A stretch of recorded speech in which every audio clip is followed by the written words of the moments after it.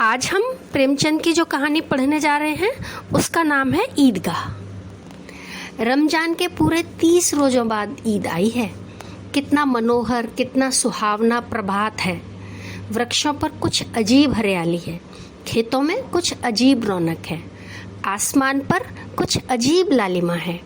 आज का सूर्य देखो कितना प्यारा, कितना शीतल है, मानो संसार को ईद की बधाई दे रहा है। गांव में कितनी हलचल है। ईदगाह जाने की तैयारियां हो रही हैं। किसी के कुर्ते में बटन नहीं है, पड़ोस के घर से सुई धागा लेने दौड़ा जा रहा है। किसी के जूते कड़े हो गए हैं, उनमें तेल डालने के लिए तेली के घर भागा जाता है। जल्दी जल्दी बैलों को साना पानी दे दें। ईदगाह से लौटते लौटते दोपहर हो जाएगा। 3 कोस का पैदल रास्ता, फिर सैकड़ों आदमियों से मिलना भेंटना। दोपहर के पहले लौटना असंभव है। लड़के सबसे ज़्यादा प्रसन्न हैं। किसी ने एक रोज़ा रखा है, वह भी दोपहर तक, किसी ने वह भी नहीं। लेकिन ईदगाह जाने की खुशी उनके हिस्से की चीज़ है।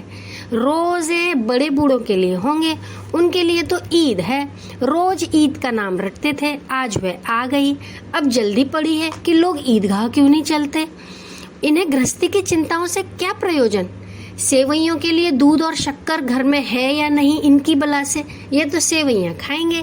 वह क्या जाने कि अब्बा जान क्यों बदहवास चौधरी कायम अली के घर दौड़े जा रहे हैं।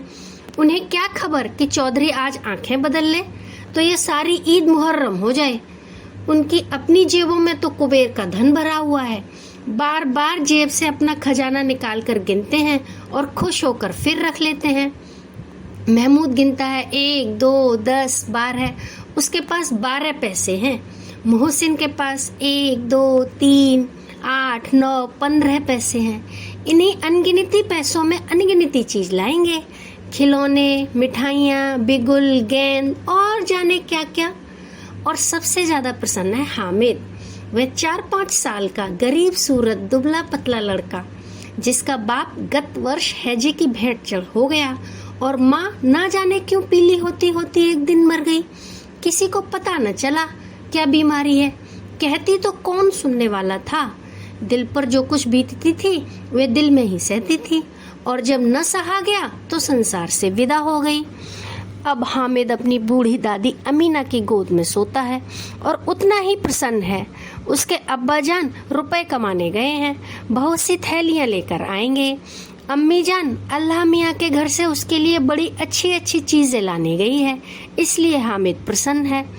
आशा तो बड़ी चीज़ है, और फिर बच्चों की आशा, उनकी कल्पना तो राई का पर्वत बना लेती है। हामिद के पाँव में जूते नहीं हैं, सिर पर एक पुरानी धुरानी टोपी है जिसका गोटा काला पड़ गया है। फिर भी वह प्रसन्न है। जब उसके अब्बा जान थैलियाँ और अम्मी जान नियामतें लेकर आएंगी तो वह दिल के अरमान निकाल लेगा। तब देखेगा महमूद, मोहसिन, नूरे और सम्मी कहाँ से उतने पैसे निकालेंगे। अभागिन अमीना अपनी कोठरी में बैठी रो रही है। आज ईद का दिन और उसके घर में दाना भी नहीं। आज आबिद होता तो क्या इस तरह ईद आती और चली जाती। इस अंधकार और निराशा में वह डूबी जा रही है। किसने बुलाया था इस निगोड़ी ईद को। इस घर में उसका काम नहीं, लेकिन हामिद, उसे किसी के मरने जीने से क्या मतलब। उसके अंदर प्रकाश है, बाहर आशा। विपत्ति अपना सारा दल बल लेकर आए, हामिद की आनंद भरी चितवन उसका विध्वंस कर देगी। हामिद भीतर जाकर अपनी दादी से कहता है, तुम डरना नहीं अम्मा, मैं सबसे पहले आऊँगा, बिल्कुल न डरना। अमीना का दिल कचोट रहा है। गांव के बच्चे अपने अपने बाप के साथ जा रहे हैं। हामिद का बाप अमीना के सिवा कौन है, उसे कैसे अकेले मेले जाने दे। उस भीड़ भाड़ में बच्चा खो गया तो क्या हो। नहीं, अमीना उसे यूं न जाने देगी। नन्ही सी जान, 3 कोस कैसे चलेगा। पैर में छाले पड़ जाएंगे, जूते भी तो नहीं हैं। वे थोड़ी थोड़ी दूर पर उसे गोद ले लेगी, लेकिन यह सेवइयाँ कौन पकाएगा। पैसे होते तो लौटते लौटते सब सामग्री जमा करके चटपट बना लेती। यहाँ तो घंटों चीजें जमा करते लगेंगे, मांगे का ही तो भरोसा ठहरा। उस दिन फहीमन के कपड़े सिले थे, 8 आने पैसे मिले थे। उस अठन्नी को ईमान की तरह बचाती चली आती थी इसी ईद के लिए। लेकिन कल ग्वालन सिर पर सवार हो गई तो क्या करती। हामिद के लिए कुछ नहीं है तो 2 पैसे का दूध तो चाहिए ही। अब तो कुल 2 आने पैसे बच रहे हैं, 3 पैसे हामिद की जेब में, 5 अमीना के बटुए में। यही तो बिसात है। और ईद का त्योहार अल्लाह ही बेड़ा पार लगाए। धोबन और नाइन और मेहतरानी और चुड़हारिन सभी तो आएंगी, सभी को सेवैयाँ चाहिए। और थोड़ा किसी की आंखों नहीं लगता, किस किस से मुंह चुराएगी। और मुंह क्यों चुराए, साल भर का त्योहार है, जिंदगी खैरियत से रहे। उनकी तकदीर भी तो उसी के साथ है। बच्चे को खुदा सलामत रखे, दिन भी कट जाएंगे। गांव से मेला चला और बच्चों के साथ हामिद भी जा रहा था। कभी सबके सब दौड़कर आगे निकल जाते, फिर किसी पेड़ के नीचे खड़े होकर साथ वालों का इंतजार करते। यह लोग क्यों इतना धीरे धीरे चल रहे हैं? हामिद के पैरों में तो जैसे पर लग गए हैं। वह कभी थक सकता है? शहर का दामन आ गया। सड़क के दोनों ओर अमीरों के बगीचे हैं, पक्की 4 दीवारी बनी हुई है, पेड़ों में आम और लीचियां लगी हुई हैं। कभी कभी कोई लड़का कंकड़ी उठाकर आम पर निशाना लगाता है। माली अंदर से गाली देता हुआ निकलता है। लड़के वहां से 1 फरलांग पर हैं, खूब हंस रहे हैं। माली को कैसे उल्लू बनाया है। बड़ी बड़ी इमारतें आने लगी। यह अदालत है, यह कॉलेज है, यह क्लब घर है। इतने बड़े कॉलेज में कितने लड़के पढ़ते होंगे? सब लड़के नहीं हैं जी, बड़े बड़े आदमी हैं। सच, उनकी बड़ी बड़ी मूछें हैं। इतने बड़े हो गए, अभी तक पढ़ने जाते हैं। न जाने कब तक पढ़ेंगे और क्या करेंगे इतना पढ़कर। हामिद के मदरसे में 2-3 बड़े बड़े लड़के हैं, बिल्कुल 3 कौड़ी के, रोज मार खाते हैं, काम से जी चुराने वाले। इस जगह भी उसी तरह के लोग होंगे और क्या। क्लब घर में जादू होता है, सुना है, या मुर्दी की खोपड़ियां दौड़ती हैं और बड़े बड़े तमाशे होते हैं, पर किसी को अंदर नहीं जाने देते। और यहाँ शाम को साहब लोग खेलते हैं, बड़े बड़े आदमी खेलते हैं, मूंछों दाढ़ी वाले। और मैमें भी तो खेलती हैं। सच, हमारी अम्मा को वह दे दो, क्या नाम है, बैट, तो उसे पकड़ ही न सके, घुमाते ही लुढ़क जाएं। महमूद बोला। हमारी अम्मी जान का तो हाथ कांपने लगे, अल्लाह कसम। मोहसिन बोला, चलो मनो आटा पीस डालती हैं, जरा सा बैट पकड़ लेंगी तो हाथ कांपने लगेंगे। सैकड़ों घड़े पानी रोज निकालती हैं, 5 घड़े तो तेरी भैंस पी जाती है। किसी मेम को 1 घड़ा पानी भरना पड़े तो आंखों तले अंधेरा छा जाए। महमूद बोला, लेकिन दौड़ती तो नहीं, उछल कूद तो नहीं कर सकती।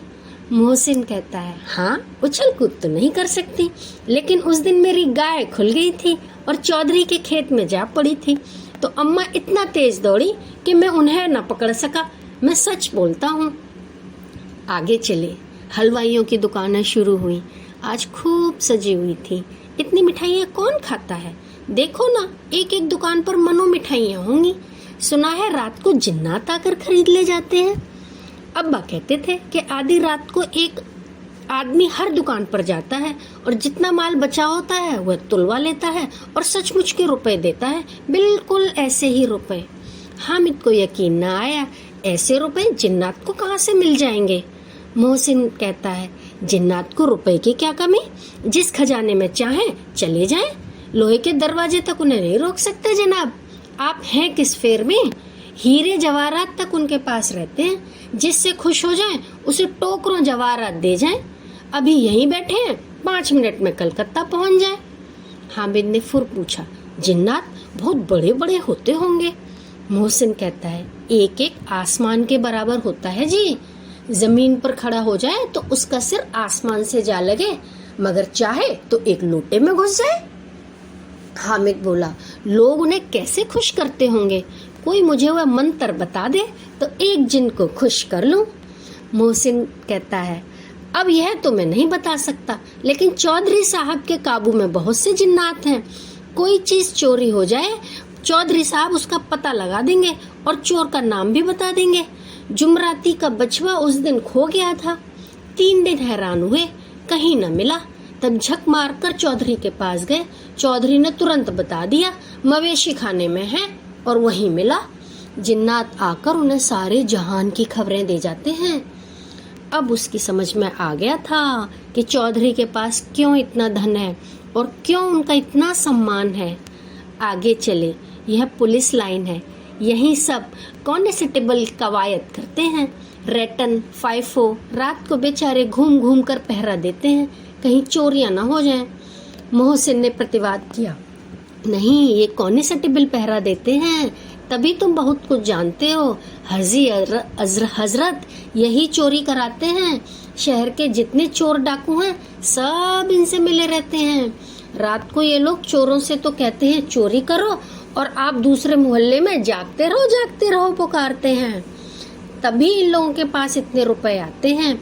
मेरे मामू एक थाने में कांस्टेबल हैं, 20 रुपया महीना पाते हैं, लेकिन 50 रुपए घर भेजते हैं। अल्लाह कसम, मैंने एक बार पूछा था कि मामू आप इतने रुपए कहाँ से पाते हैं? हंसकर कहने लगे, बेटा अल्लाह देता है। फिर आप ही बोले, हम लोग चाहें तो एक दिन में लाखों मार लाएं, हम तो इतना ही लेते हैं जिससे अपनी बदनामी भी ना हो और नौकरी ना चली जाए। हामिद ने पूछा, यह लोग चोरी करवाते हैं तो कोई इन्हें पकड़ता नहीं? मोहसिन उसकी नादानी पर दया दिखाकर बोला, अरे पागल, इन्हें कौन पकड़ेगा? पकड़ने वाले तो ये खुद हैं, लेकिन अल्लाह इन्हें सजा भी खूब देता है। हराम का माल हराम में जाता है। थोड़े ही दिन हुए, मामू के घर में आग लग गई, सारी लेई पूंजी जल गई, एक बर्तन तक न बचा। कई दिन पेड़ के नीचे सोए, अल्लाह कसम पेड़ के नीचे। फिर न जाने कहां से 100 कर्ज लाए और फिर बर्तन भाड़े आए। हामिद बोला, 100 तो 50 से ज्यादा होते हैं। कहाँ 50, कहाँ 100? 50 एक थैली भर होता है, 100 तो 2 थैलियों में भी ना आए। अब बस्ती घनी होने लगी, ईदगाह जाने की टोलियां नजर आने लगी। एक भड़कीले से वस्त्र पहने हुए, एक इक्के तांगे पर सवार, कोई मोटर पर, सभी इत्र में बसे, सभी के दिलों में उमंग। ग्रामीणों का यह छोटा सा दल अपनी विपन्नता से बेखबर, संतोष और धैर्य में मगन चले जा रहा था। बच्चों के लिए नगर की सभी चीजें अनोखी थी। जिस चीज की ओर ताकते ही रह जाते, और पीछे से बराबर हॉर्न की आवाज होने पर भी न चेतते। हामिद तो मोटर के नीचे नीचे जाते जाते बचा। आज हम कहानी यहीं तक सुनेंगे, आगे की कहानी हम नेक्स्ट वीडियो में कंटिन्यू करेंगे। अगर आपको ये कहानी पसंद आई हो तो इस चैनल को सब्सक्राइब करें, लाइक करें और कमेंट सेक्शन में अपने कमेंट्स जरूर दें। Thank you so much.